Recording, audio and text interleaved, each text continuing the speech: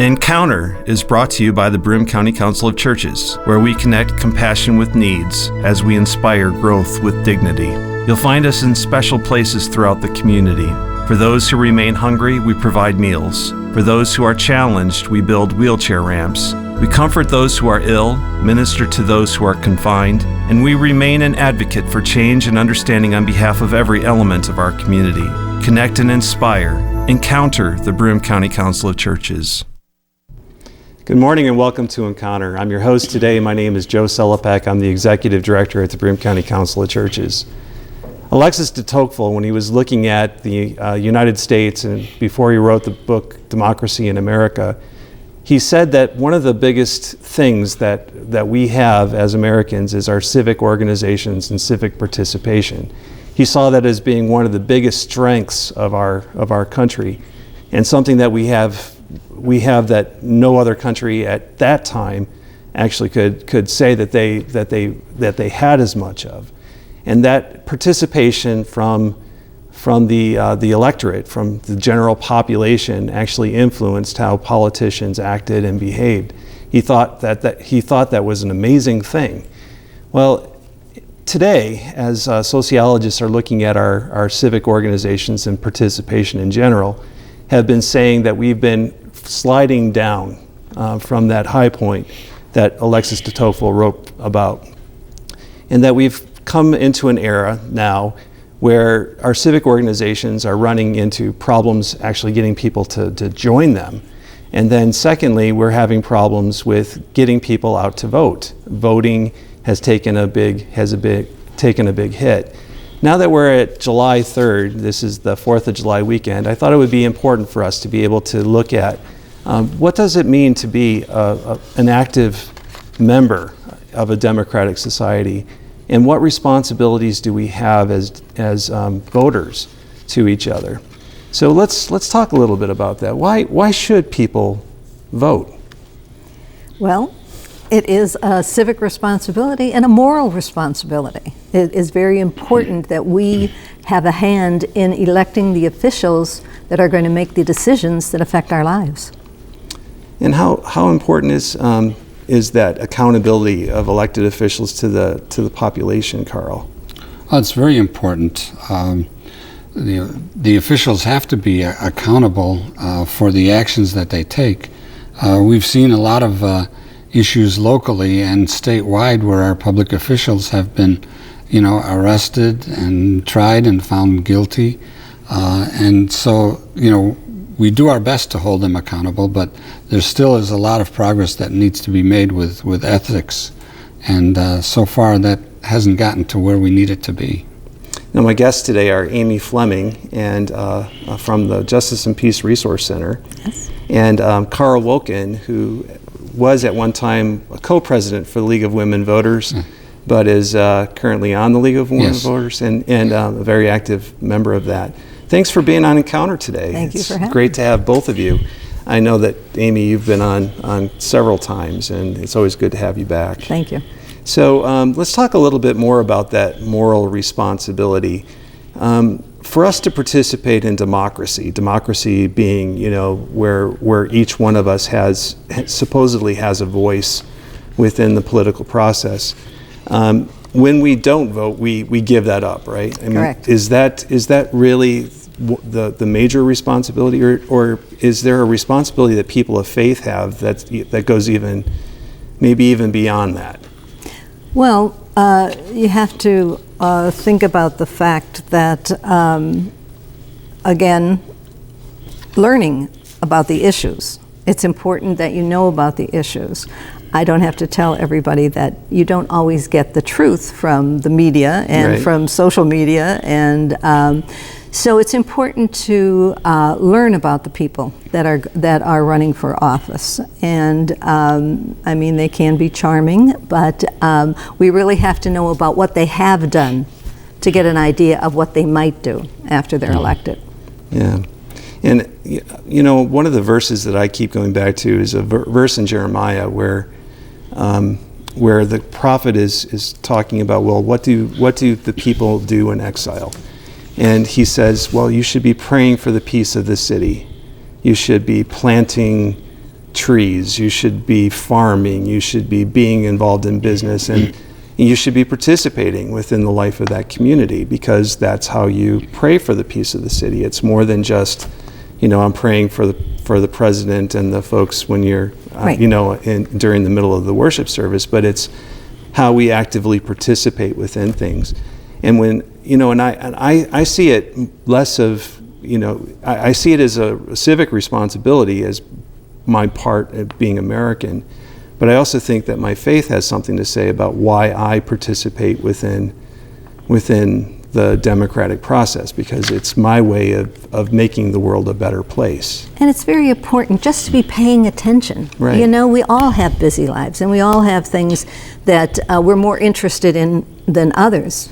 But, the laws and the things that affect us are very important.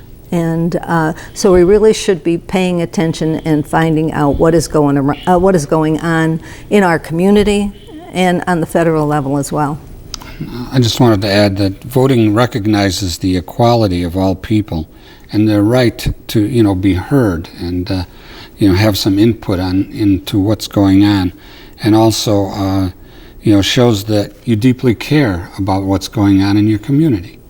And so, as far as, faith goes, whatever religion you are, you have some responsibility for yourself and other people, and, that we have a good and just system. So that's one of our duties as citizens, but also as whatever religion you might be, it's a good thing to do. And that's, it's pretty basic. Well, and you bring up a great point. I mean, when one person has one vote, and you have an election that's being cast in that kind of a way, each person has the ability to influence how that election takes place. And one of the things you hear most often is, "Oh, my vote doesn't count." Right. But your vote does count. And the fact that elections have been won on 1, 2, or 3 votes should tell you that your vote counts. Right. And we've had some very close elections here in Broome County, haven't we? Yes, we have. So it's not just something that's a theoretical thing. The vote between, like most recently between Mullen and Cornwell, was decided by hundreds of votes, which in the whole scheme of things is very. And how often have we had to wait for the absentee votes to be counted? Right, exactly. And but it's also it's a significant way to do something about politics. If we, as you said, if we don't vote, okay, and we have bad politics, we're going to continue to have bad politics. If we vote, we have a chance to change that. So that's very important. And while there may be some attitudes about my vote doesn't matter and other kinds of things, are there other issues that may enter into why a person won't vote outside of just their attitude? Are there physical things like where polling places are located, or? Well, there's been a lot of talk lately about the voter suppression, and that's on completely on the federal level as well. But I was not allowed to vote in the primaries because I am not enrolled in the Republican or Democratic Party, and I would have liked to have seen every vote counted, and I really would like to see a change in the way that people get to register and vote immediately when they are eligible. On that issue too, people with disabilities or sick or don't have transportation, it's easy sometimes to say, well, I can't vote because it's too hard for me to get to the polls, okay? But there are a lot of organizations that will help people get to the polls, but they have to, reach out and say that they need that, okay? And, other people too think they're too busy because they getting time off, from their job or something else. But, the importance of voting to somehow put a little bit of time out there is real important. And the registration requirements, some people say that's something that prevents them from going to vote. But if you have a computer or access to a computer, or you have a phone, you can call the Board of Elections. You can get all kinds of information from the League of Women Voters, but you can just go to the Broome County Board of Elections, and you can get voter registration forms. You can get voter registration forms from all kinds of locations, the DMV, and there's a list of many others too. So, not registering, that's kind of all part of apathy. An excuse to not do what you should. Now, there's no reason that a church even couldn't do absolutely have registration forms within the Right. church and encourage people to fill them out and to vote. Right? One of the things I can provide to people who would like to do that, I have all the information and rules for doing a voter registration drive. And a lot of people think that you can't do stuff like that in churches. But the only thing you cannot do in a church is to tell people who to vote for. Yeah.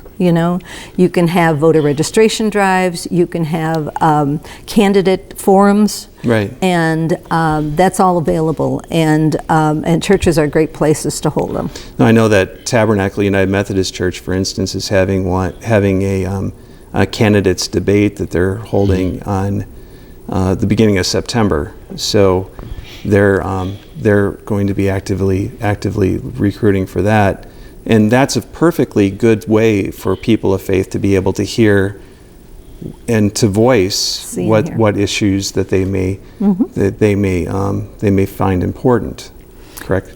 One of the things Barbara Bartolotti taught me from the League of Women Voters was that when a candidate or when a elected representative gets a phone call or a letter from someone about an issue, they count it as the voice of 30 people. Oh, wow. And I thought, that really struck me. And so if you say one phone call doesn't matter, or one visit doesn't matter, it matters a great deal.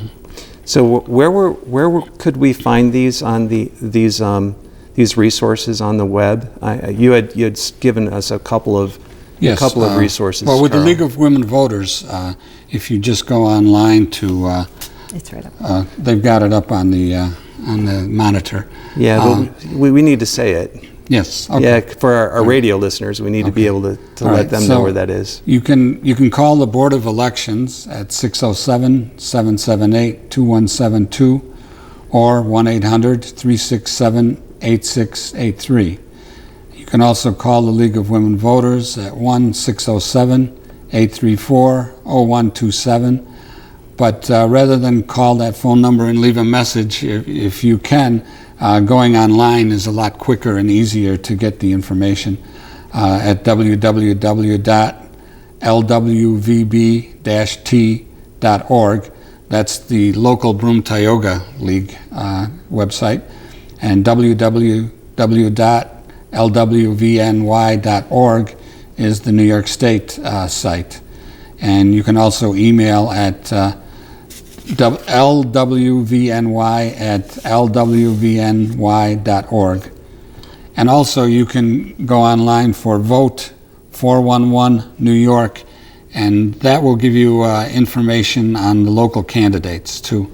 And I think those sites are kind of linked, so if you go to one, you can find the other. So. Now, the League of Women Voters always they publish a voting guide every year. Yes. And I actually found this voting guide to be very nonpartisan. It's pretty strictly about the issues. Yes. And it's a great voting guide. Yes. And that's available online. And yes, it is. And the League of Women Voters prides themselves in being nonpartisan. Whenever we have debates or informative meetings, which we have about 8 times a year, and that's always announced somewhere in the, a lot of times, it's not the good times anymore, I can't remember what they call it now. Go. Go? Go. Go, all right. But anyway, there's usually information there as to when the programs are. And we are right now involved in debates. As a matter of fact, tonight at 8 o'clock on WSKG, there'll be the Republican candidates. The three candidates are debating tonight at 8 p.m. So that's okay. It's nonpartisan because it's just the Republicans among themselves. But any other debates, we have to have a Democrat, Republican, or another party if there's somebody available. And we can never have a debate with one. If somebody doesn't show up, we have to cancel the debate. So it's very nonpartisan, and there's a great deal of effort made to keep it that way. So. Now, one of the things that I've always found interesting too is that that your representatives, when they vote or they cast a vote for a certain issue, all of that is public record. So you can tell how your candidates have voted, through some of this information that we're giving out, right? Mm-hmm. Yes, and the League of Women Voters also has I happen to have a copy of the 2016 legislative agenda. So that gives you some good information on the legislative issues that are in the forefront. So, and again, non-biased. So you're getting good honest information. So, and how important is this? We had touched on this earlier about when the media, you can't necessarily believe everything you read on Facebook, which is something that I found kind of interesting, and I always find it funny when I'm reading through it, and I almost always have to end up going to